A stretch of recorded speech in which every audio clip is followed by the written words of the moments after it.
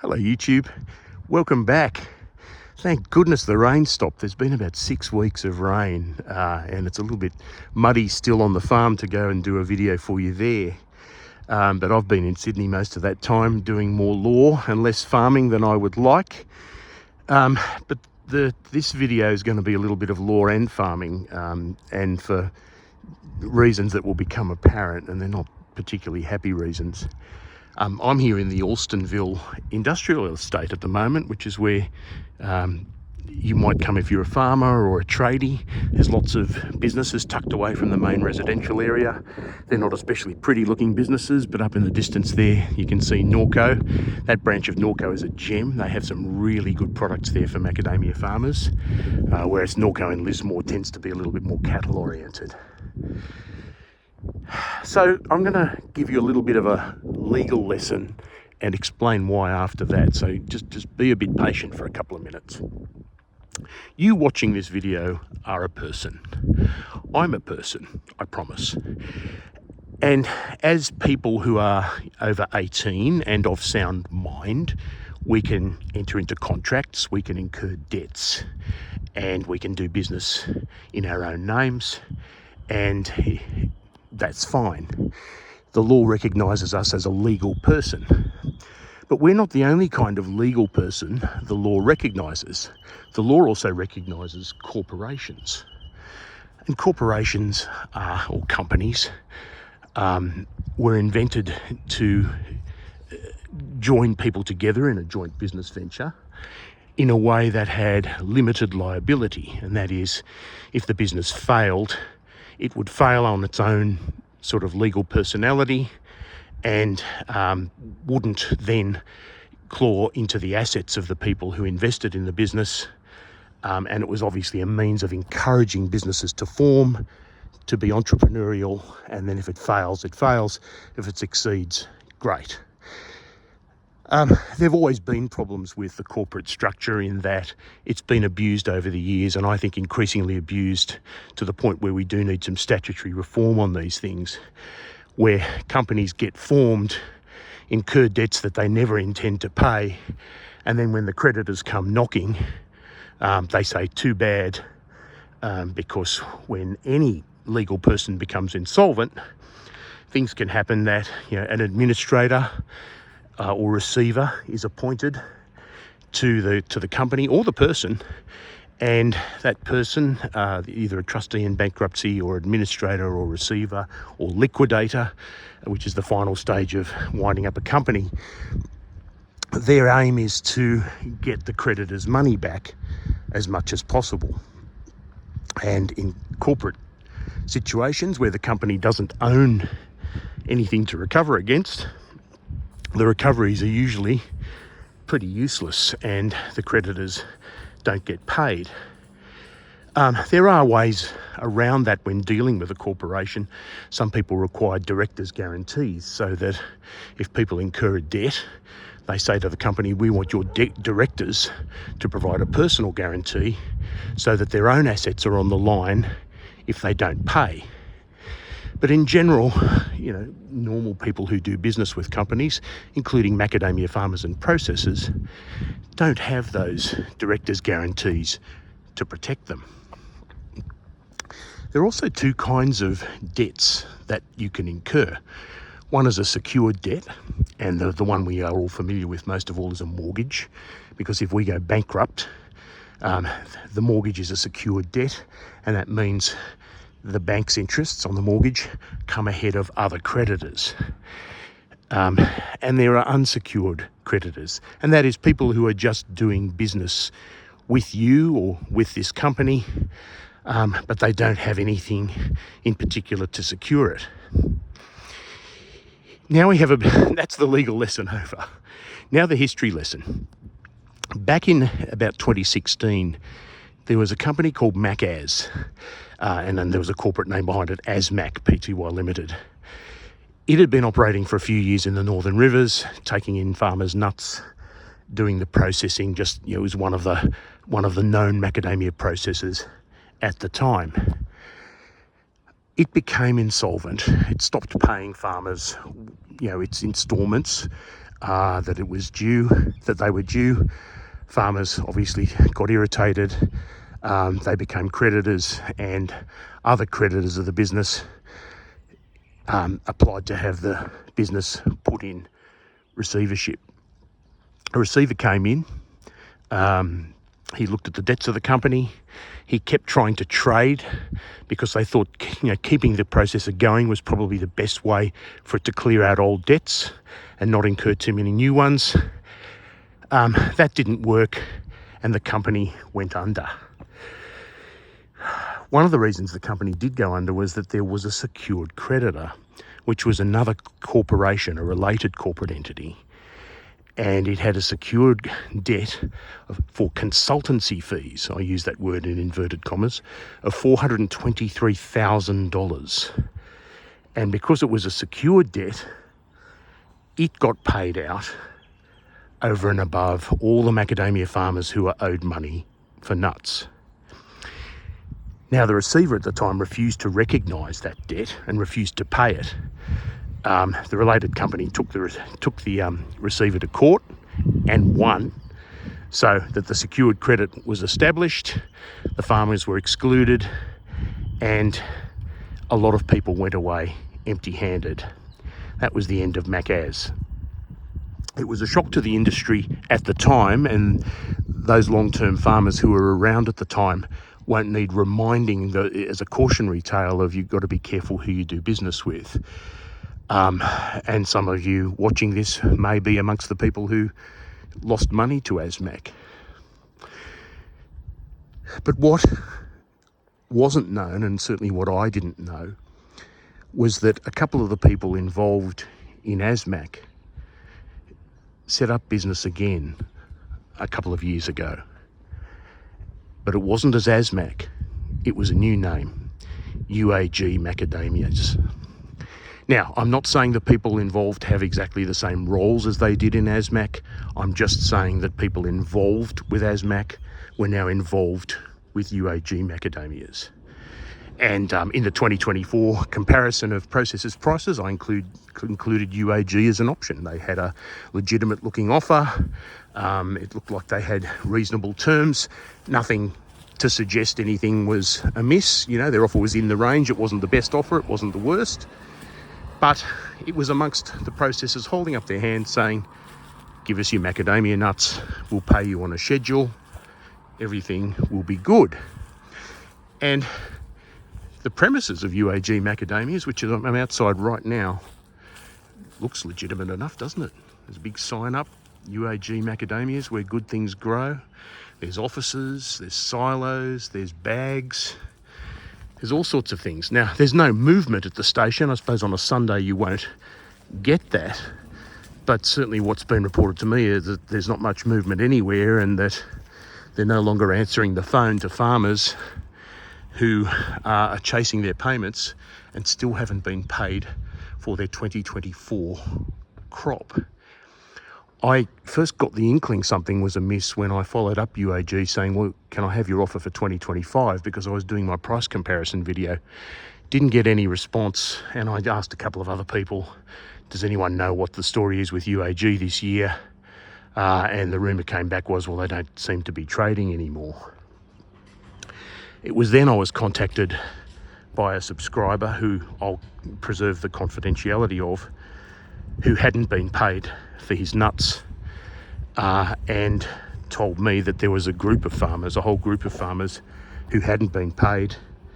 And there were stories, again I can't verify these, of them receiving very small offers to settle the debts, or being reassured that an investor was coming who would bring money and solve everything so that everyone would be fully paid. And these were assurances they received, of course, before the phone stopped ringing altogether and they couldn't get an answer at all. These farmers are unsecured creditors. And you might say, well, listen, Daniel, you've just shown me a great big building with a sign on it and all that sort of stuff. Surely that company must have assets you can recover against. But it isn't that simple, because I don't know who owns it. I hasten to say it could be that UAG does own it and there's recoverable assets there that would pay out all the debts. But you can lease premises. The premises could be owned by a related company that involve exactly the same natural people, but because it's a different corporate entity from the one that incurred the debt to the farmers, you can't go after that other company because the one you did business with is the one that has no assets to recover against. Now, I hasten to add, this is a work in progress. I have no idea whether these farmers will in fact be paid. I don't know to what extent the people involved in ASMAC are responsible for farmers not being paid. This time around, I am making no suggestions, no allegations of any kind. The furthest I can take it with you, and the furthest I can say in public, is that people involved in ASMAC have also been involved in UAG, and for the second time, farmers have been left without payment for their nuts. Now, if you're finding out this for the first time, I anticipate you might have two questions. One is, why am I just finding this out now from a macadamia farmer who has nothing to do with these companies? And two, where is the AMS? You know, I just get incredibly frustrated by this, that, you know, there hasn't been an alert sent out to affected farmers. There's been no offer of support, no offer to obtain legal advice or provide any briefing to these affected farmers.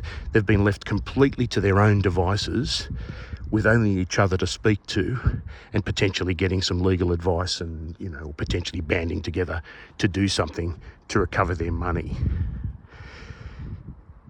The AMS could offer a lot more support to these people, and I'm wondering why it doesn't. Right? I mean, there isn't terribly much to be afraid of in terms of defamation law. Right? It is perfectly within anyone's rights, you know, to have said to people, there's a business called UAG Macadamias. Members should know that some of the people involved in this business were also involved in the previous ASMAC business, and you should make your own inquiries. You don't have to suggest anything. You just have to tell people, make your own inquiries before you do business with this company. And the problem, I suspect, behind it all is that the AMS won't touch it because we are a body that incorporates processors and growers. Now, I don't know if UAG or was a member of the Macadamia Handlers Association. I don't have my facts on any of that, and I'm the first to admit it. I don't know the whole story at all.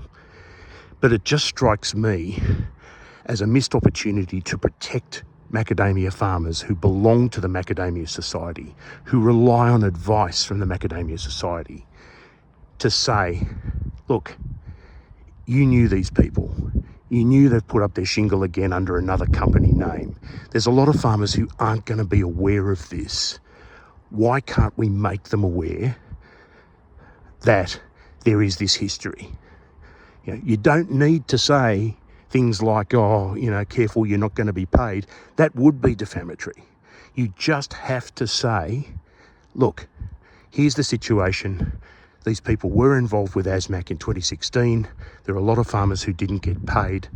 Please make your own inquiries when dealing with this particular company. And, you know, you could make your own inquiries and you might be perfectly happy to do business with them. They might have established with you that, yeah, no, we've got a good backing, we've got a good asset backing, so that if anything goes wrong, we'll make sure you get paid. And you might still choose to do business with them. But there's doing informed business, and then there's the other kind, where you can be left high and dry. And, you know, I'm told that one of these farmers has more than $100,000 owing to him. And I'm just wondering whether that might have been avoided had farmers been properly informed at the time that one of the processors who's offering to take their nuts has people involved with it who ran a company that did not pay them for nuts less than 10 years ago. And of course, if we're not getting warned this time, what if it happens again? And what advice, I suppose, is, the other conclusion is, if the AMS isn't going to help growers or finds themselves conflicted because, they don't want to question their own process's solvency, what do farmers do in future to avoid things like this happening to them? Now, it's easy to say make your own inquiries, but I suppose, one of the best things to look at is reputation. How long has a processor been in the industry?